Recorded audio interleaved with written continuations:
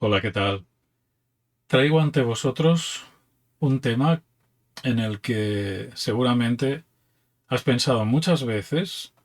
Especialmente me dirijo a las personas que ven el asunto religioso desde fuera, pero es una pregunta que nos hemos hecho alguna vez también los creyentes. ¿Por qué hay tantas religiones en el mundo? ¿Por qué dentro de la Iglesia cristiana hay tantas denominaciones? ¿Por qué tal abanico? Bueno, tiene una explicación. Si fuera la histórica sería larga.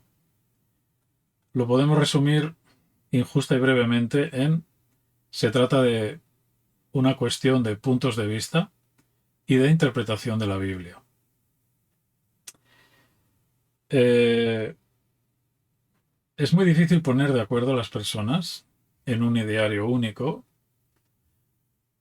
porque a pesar de que podemos aprender ciertas reglas, ciertas normas, estructuras, guías seguras para interpretar la Biblia y no hacerle decir lo que nunca dijo, no podemos evitar también el punto de vista personal, el propio prejuicio o la ignorancia y el desconocimiento. A veces hay cuestiones históricas que no se conocen, detalles sobre el proceso de construcción, entre comillas, construcción, pero bueno, de, de proceso de desarrollo de lo que conocemos como Biblia. Incluso entre los creyentes hay muchas cosas que no se conocen. ¿Cuál es el concepto de inspiración de la Biblia si decimos que la Biblia es inspirada por Dios, tal como se asevera en ella? Y hay muchos temas ahí que están alrededor. Dedicaré también otro vídeo a hablar un poquito en cómo entender el asunto de la inspiración de la Biblia. ¿Por qué decimos los creyentes que la Biblia es un libro inspirado por Dios, ¿no? Bueno, respecto a esto añadimos que en todas las épocas hay personas con buenas intenciones que interpretan la Biblia de manera particular, desde puntos de vista personales. Y entonces ya sabes que hay un refrán que dice que no hay peor ciego que el que no quiere ver. Cuando quieres ver una cosa de una manera, es imposible que las propias evidencias que te guían hacia otra conclusión les hagas caso. Esto nos pasa fuera de la Biblia. Es un fenómeno muy normal entre seres humanos. Creemos lo que queremos creer. Al final lo diré así. Y cuando no queremos creer en algo, encontramos mil razones para simplemente pues rechazarlo. Ahora, una de las cosas que dice Jesucristo que ocurrirían en el fin de los tiempos sería que habrían falsos mesías. Históricamente es fácil descubrir que ha habido a lo largo del tiempo pues mucha gente enajenada o chalada directamente que decía ser Jesucristo y nada que ver. Pero también dice que habría falsos profetas, o en Timoteo lees también, y otros, ¿no? Primera Timoteo 4 y otros textos por ahí, que habrían falsos maestros y falsos profetas. Es decir, la libre interpretación de la Biblia existe desde que tenemos escrituras en el Antiguo Testamento o Biblia si añadimos el Nuevo Testamento. Por eso hay tantas diferencias y no nos ponemos de acuerdo. Desde fuera es un poco un totum revolutum, es difícil de entender, me hago cargo, pero a veces pequeños matices nos separan. Eh, pues algunos creemos que el sábado es el día del Señor, los adventistas del séptimo día, es el día de descanso, rastreable desde el Génesis, que es de las primeras cosas que podemos saber. Éxodo 20 nos habla de la ley de Dios y ahí simplemente se recuerda que el sábado ya existía y es pues como un recordatorio de que Dios es el creador. Acuérdate del día del sábado para santificarlo. 6 días trabajarás y harás en él toda tu obra, pero el séptimo descansarás porque también descansó el Señor de toda su obra, etcétera, etcétera. Algunos dirían, pero el Nuevo Testamento. Bueno, en el Nuevo Testamento los primeros creyentes se reúnen en sábado. Y hasta donde sabemos, no dejan de reunirse en sábado hasta que el mundo entero, gracias a Constantino, se cristianiza. Medio a la fuerza, eh, por decreto imperial. Y ahí entran otros componentes que no vamos a analizar ahora porque sería un poco largo. ¿Vosotros no creen que... Bueno, si tú tomas un catecismo, yo tengo un catecismo en casa, donde dice que el sábado es el día del Señor y es el día de descanso. Hay un capítulo que lo explica tan bien como si lo explicara un adventista del séptimo día. Capítulo extraordinario. Lo que pasa es que el mundo católico pues atribuye al poder que Dios dio a la Iglesia de gobernarla, pues esa autoridad para cambiar el día de reposo del sábado al domingo. De hecho, pues la Iglesia Católica en determinado momento, en sus albores, eliminó el mandamiento que dice no te harás imagen de lo que hay en el cielo, en la tierra, abajo del agua, etcétera, etcétera, ni te inclinarás a ellas para adorarlas. Se eliminó ese mandamiento porque acomodó muy bien la fusión entre el mundo pagano y el cristiano. Entonces, bueno, pues simplemente todas aquellas deidades romanas fueron sustituidas por personajes carismáticos, santos, la Virgen María incluso, etcétera. O el mandamiento del sábado, que simplemente se quitó de cuajo y se puso santificarás las fiestas. Yo fui católico hasta los 10 años, me bauticé a los 14 como adventista, pero pues yo aprendí en el catecismo, cuando hice la comunión. Cuando te pregunten sobre el mandamiento tal, tú dices, santificarás las fiestas, muy bien. ¿Cuáles? Yo tenía que responder las que mande la Santa Madre Iglesia, ni siquiera el domingo. Es que la Iglesia se atribuye a la potestad de erigir como día de descanso o de adoración. Los protestantes siempre se han visto un poco incómodos cuando los católicos, los teólogos, pues en algunas declaraciones que han quedado escritas para la posteridad y para más antiguas y más modernas, que dicen que si los protestantes pues aplican el principio de Lutero de sola escritura, es decir, solo la escritura es nuestra regla de fe, porque los evangélicos, los protestantes, pues santifican el domingo cuando es un día católico y se cambió por la autoridad católica. No hay, según el propio catecismo, ningún indicio en la Biblia que autorice ese cambio, pero ellos lo cambiaron por su autoridad. Entonces, bueno, pues a los adventistas nos pone por un lado bien y por otro en una situación de peligro, porque dicen si efectivamente el mundo protestante quisiera seguir el principio de Lutero o de la Reforma, santificaría el sábado tal como lo hace la Iglesia Adventista del séptimo día. Bueno, solo por poner un ejemplo. En este tipo de cosas hay divisiones, a veces porque interviene la tradición humana, la autoridad religiosa, y por otro lado está la Biblia, lo que dice la Biblia, como tú quieres conservarla en su pureza o simplemente adaptarte a las normas que los hombres vamos modificando. Un ejemplo, así hay un montón. Bueno, hoy día los peligros más grandes que afrontan las propias iglesias son esos falsos maestros o esos falsos profetas que destruyen la fe de las denominaciones. Bueno, hay muchas denominaciones, muchas iglesias, con este nombre, con este otro, y hay muchas personas que se van desgajando de esas denominaciones para decir que esta doctrina no es cierta, que la otra tampoco, que la otra tal. Bueno, si yo no fuera creyente y viera el asunto desde lejos, desde fuera, me pasaría como os pasa a algunos de vosotros que con confianza y de muchos años, algunos que os conozco, pues me vais comentando, ¿no? Es que estáis todos como un cencerro. Es que cómo puede saber una persona dónde está la verdad si todos decís que tenéis la verdad. Bueno, de entrada quizá tenemos que asumir una actitud humilde y decir que Cristo es la verdad. Ninguna iglesia es la verdad. Ni la tiene en posesión. Dios. Jesús dijo, yo soy el camino, ¿te acuerdas, verdad? La verdad y la vida.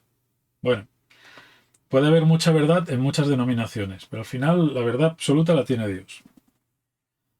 Creo que esa humildad, no sé si la hemos aprendido del todo, creo que la vamos aprendiendo, pero desde fuera no se nos ve, seguimos peleados. Incluso a veces dentro de cada denominación salen diferentes lumbreras que creen que porque han estudiado 200 carreras, pues saben más que los ignorantes que leen la Biblia y pues tienen una fe pues casi de tontos, ¿eh? Va un poco el chiste y la exageración en caricatura para que me entendáis. Bueno, todos tenemos una cabeza y tenemos un... Ah, bueno, no sé si todos tenemos suficiente sentido común. A veces para entender la Biblia hay que tener más sentido común que teología. Esto en primera instancia. ¿Sabes qué te digo al final? Que el mejor criterio para saber no si una iglesia es verdadera o no, y no si lo que dice una persona es cierto o no, sino para saber si esa persona es fiable o no, es el que leemos en la segunda carta de Pedro, en el primer capítulo, donde dice: por lo mismo, esforzaos al máximo en añadir a vuestra fe la honradez. A la honradez, el recto criterio. Al recto criterio, el dominio de sí mismo. Al dominio de sí mismo, la constancia. A la constancia, la piedad sincera. A la piedad sincera, el afecto fraterno. Y al afecto fraterno, el amor. Alguno me dirá: no, hombre, no, pero es que hay muy buena gente en todas partes y eso no da para llegar a la iglesia verdadera o a la verdad. Bueno, de entrada encuéntrate con Dios, ¿vale? Eso es lo más importante. Después de tantos años, y como dije en un vídeo donde hablaba de la crisis del adventismo, sigo siendo adventista del séptimo día. Hay muchas cosas de mi iglesia que yo quisiera mejorar, cambiar, corregir. Y muchas formas de presentar la verdad que creo que a veces patinan. Pero sigo creyendo en lo que creo.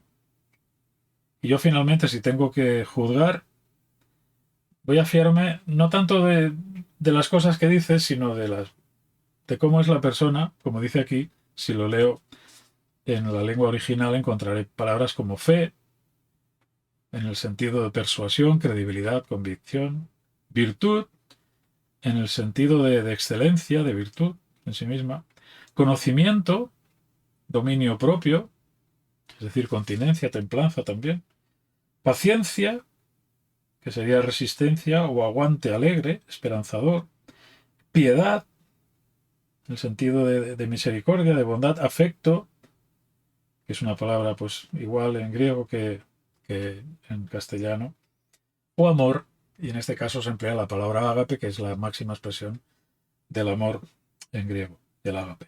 Bueno, de entrada yo me junto con la buena gente. Mala gente hay en todas partes. En todas las religiones hay gente tóxica. En todas. Eso no significa que la denominación sea mala. Y todas las doctrinas, sean cuales sean, pueden ser presentadas de manera tóxica, de manera que hacen daño, que en lugar de ser información alegre e interesante, pueda ser casi un castigo para los oídos, ¿vale?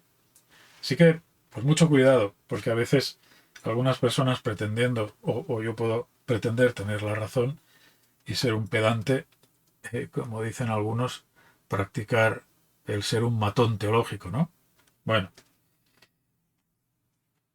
uno es un matón cuando defiende la verdad con pistolas, dañando a los demás o ridiculizando a los demás porque no piensan como yo. ¿Complejo el tema? Pues claro, como todo, como todo. Una cosa es la verdad, es Cristo, y otra cosa es cómo interpretamos la Biblia, y ahí, pues como dice el refrán, a veces esto es como las narices, cada uno tiene la suya. ¿Hay alguna forma de interpretar la Biblia de manera coherente? Sí, aplicando la lógica, informándonos, investigando, averiguando qué significan las palabras que se emplean, en el lenguaje que se emplean y en la cultura en la que son usadas, para no hacer una extrapolación forzada o inconveniente de ideas que en este tiempo no se adapten y que solo se adaptaran en el tiempo anterior. Comparando también lo que dice la Biblia en general respecto a un tema. Entonces hay que investigar aquí y allá y dar vueltas un poquito aquí, un poquito allá y ver cuál es la creencia común, qué es la idea, cuál es la idea que se mantiene, qué alteraciones puede haber habido, cómo esa idea se puede interpretar en el Antiguo o en el Nuevo Testamento, por qué. Estudiar la Biblia es un reto, no lo niego, pero no es un libro para tomarse con prisa. Es un libro para tomarse con cariño, con ganas de saber, libre de prejuicios personales, lo cual nunca es fácil, pero tampoco os creáis cualquier cosa que decimos en las redes. Ni lo que digo yo, ni lo que dice el listo de turno, que dice saber más que yo. que somos muchos. Cualquier cosa ha de ser comprobable en la Biblia. Yo no sé estudiar la Biblia, no sé por dónde pillarla. Bueno, primero hay que leerla. Y cuando te detienes en algún tema escabroso que no entiendes, ve un poco cuántas veces aparece esa palabra en la Biblia, en qué contexto se emplea, qué significa normalmente. Hay mucho material, pero como te digo, eh, lleva tiempo. Alguno me dirá, no tengo tiempo, qué pereza. Yo también lo diría. Después de muchos años de ser adventista, pues llevo muchos años estudiando, pero eso nos pasa a muchas personas que estamos en cualquier denominación. ¿Hay baile, hay baile de creencias? Hay. En cada iglesia hay personas que se desgajan de esa fe y se adhieren a otra forma de pensar. En todas. Eso tampoco nos daría la razón. Muchas veces las razones que nos hacen abandonar una congregación tienen que ver con relaciones. No me he llevado bien con alguien, alguien no se ha llevado bien conmigo, he tenido un disgusto y me he sentido desasistido, no me han ayudado, nadie me ha visitado cuando he estado enfermo. A veces hay cuestiones relacionales, afectivas, emocionales que hacen que muchas personas abandonen una denominación y vayan a otra donde sí se les ha recibido con cariño. Hasta que vuelvan a tener una crisis y vuelvan a ver que hay seres humanos en todas las denominaciones. Esto sería como cambiar de pareja pretendiendo encontrar la pareja perfecta. Estás arreglado o arreglada. No lo vas a encontrar. Bueno, ¿hay para darle vueltas? Pues te he hecho un vídeo que es para... En fin, pero no haber sido tostón ni muy pesado. Pero hay tantas cosas para valorar. Aquí te lo planteo. Te invito, te reto a estudiar la Biblia. A veces es cómodo echar mano de alguien que sabe, o que supuestamente sabe más que yo, por lo menos. Y eso es lo que los pastores hacemos como formadores, enseñando la Biblia en cualquier denominación. Y a veces es a base de la lectura de libros o del estudio específico de temas. Es verdad que la Biblia está escrita en un lenguaje que hasta los niños pueden entender si tiene que ver con historias. Y bueno, la Biblia está llena de historias de personas para que saquemos conclusiones de alguna historia. Por eso la Biblia también es un libro para ser contado, no solo estudiado, ¿no? Y del que sacar pues valores universales, anécdotas valiosas para nuestra ética y nuestra moral. Dale 1.000.000 de vueltas, los que te hagan falta, y seguimos hablando. Próximo tema que voy a tocar con vosotros será el de la inspiración de la Biblia. ¿Por qué decimos los creyentes que la Biblia es un libro inspirado? ¿Y en qué consiste lo de la inspiración? Un gran abrazo.